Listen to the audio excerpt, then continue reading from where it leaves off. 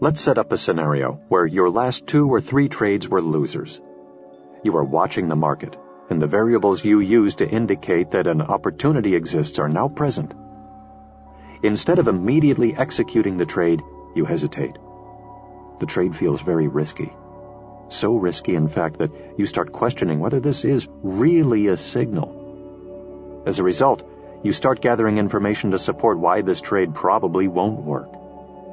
This is information you normally wouldn't consider or pay attention to, and it's certainly not information that's part of your trading methodology. In the meantime, the market is moving. Unfortunately, it is moving away from your original entry point, the point at which you would have gotten into the trade if you hadn't hesitated.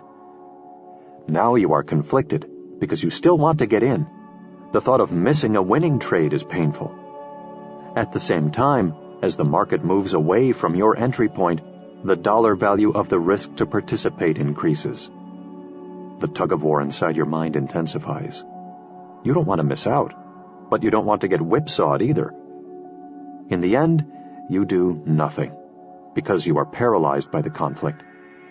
You justify your state of immobility by telling yourself that it's just too risky to chase the market, while you agonize over every tick the market moves in the direction of what would have been a nice winning trade. If this scenario sounds familiar, I want you to ask yourself whether, at the moment you hesitated, you were perceiving what the market was making available, or perceiving what was in your mind reflected back to you. The market gave you a signal, but you didn't perceive the signal from an objective or positive perspective.